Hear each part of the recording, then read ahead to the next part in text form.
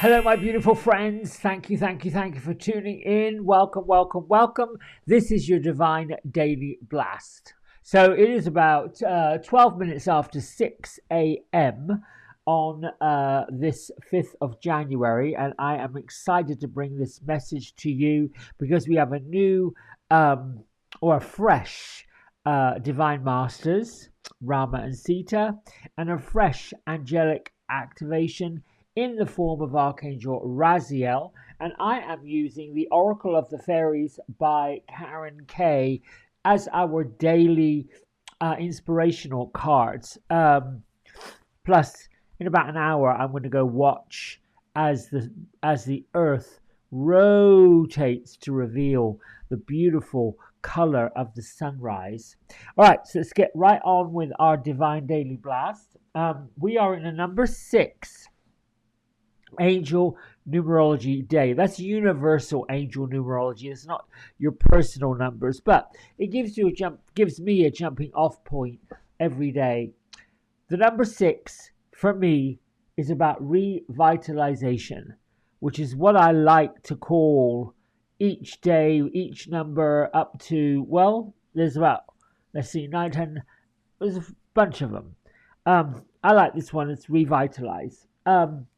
This is about looking at what's really going on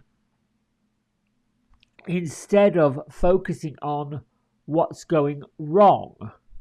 In other words, we can get caught up in a merry-go-round of our thoughts and our feelings, and sometimes we've got to review it. Sometimes we've got to stop worrying about the material world and refocus on positive desires. This is a spiritual message to raise the vibration higher and higher and reveal the truth. We're being given kindness today from heaven with this number 6 and urged to stop the merry-go-round.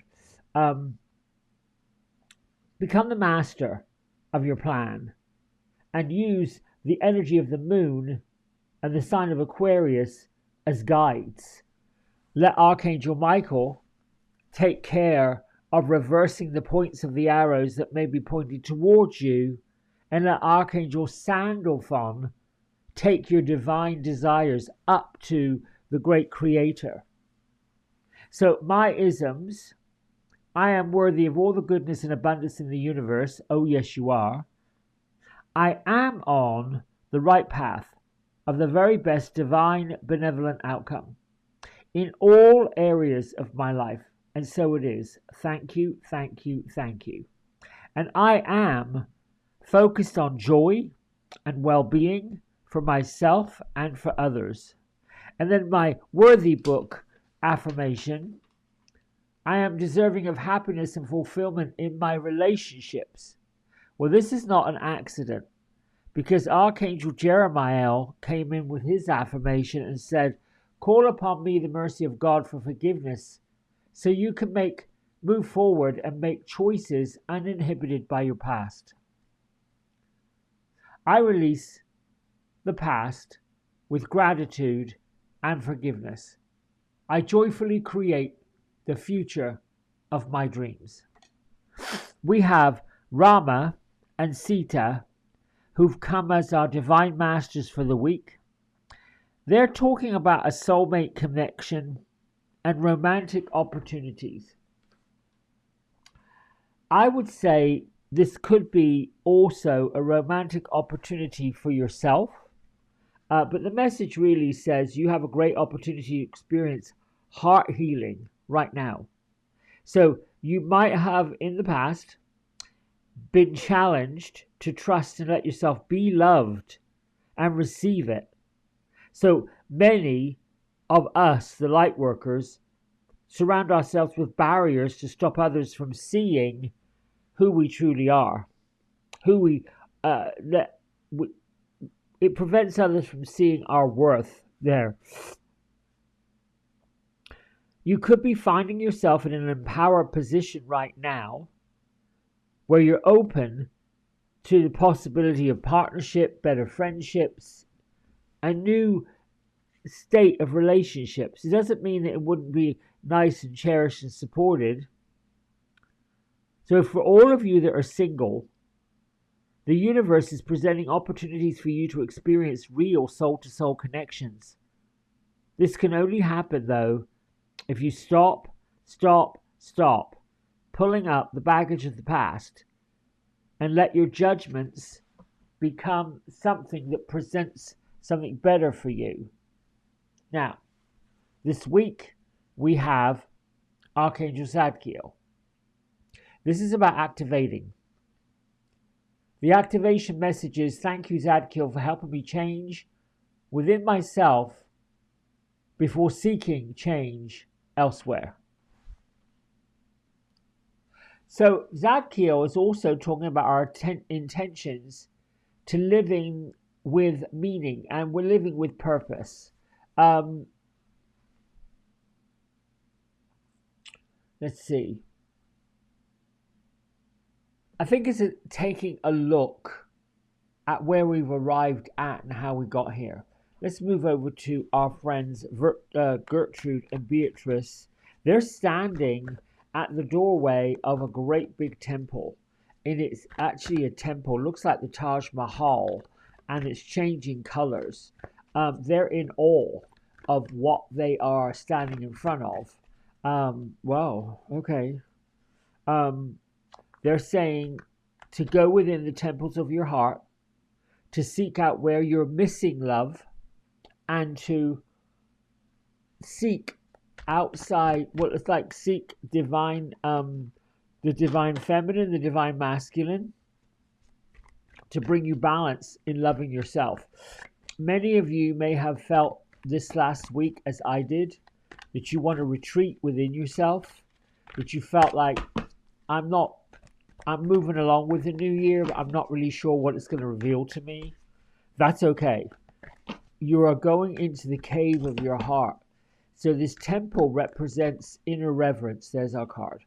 Inner reverence, inner focus, be a little bit self-centered, trusting life, and trusting that everything's going to work out for your highest good. We're always going to get bombarded if we are going to pay attention to mainstream news with good news, no good news.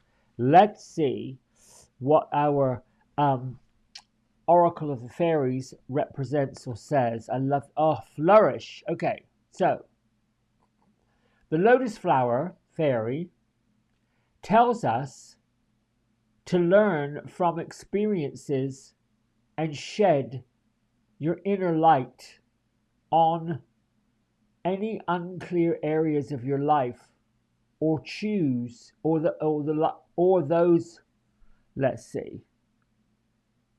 Shed your inner light on any unclear areas of your life, or those of others, unclear areas of other people's lives.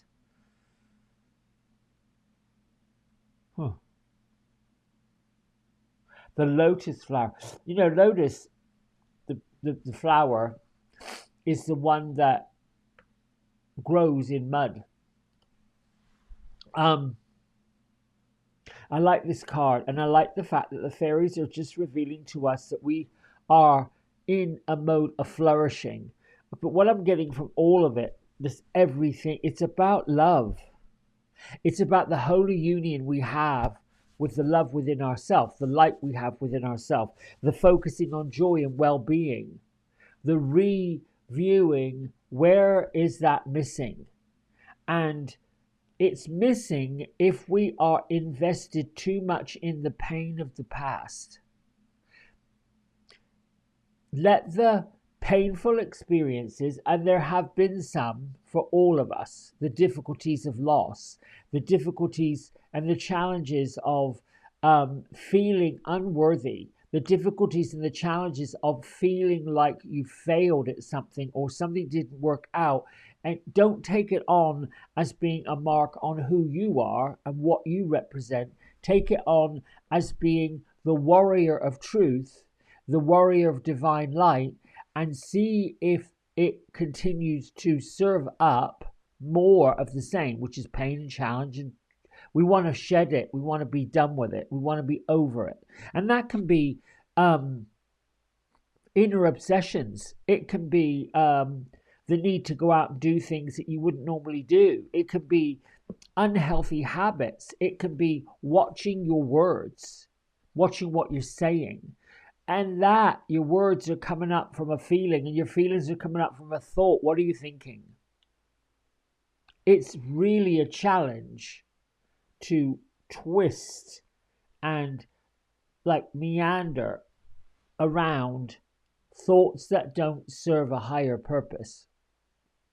Which is why I believe we have these ideal spaces in our lives, in our days, in our calendar, in our weeks, like the holidays, where things tend to just flatten out, where there's no ups or downs. It's a lovely, to me, it's like floating on the glass and the stillness of the water. You know, if you lay on a pool, you're just laying there floating on the glassy surface of that water. No waves, no currents, just complete stillness. When I first learned to meditate, that was impossible.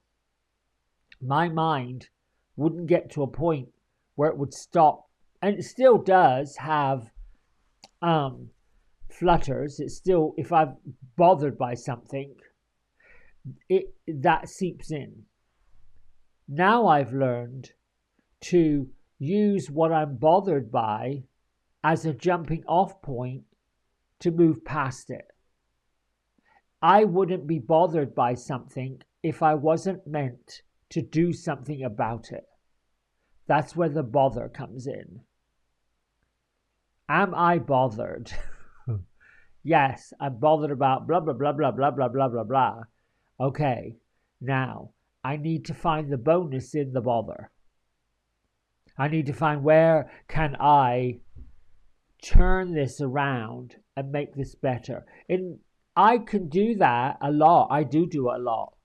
I think it's the glory of living with yes. It's the glory of living with dogs.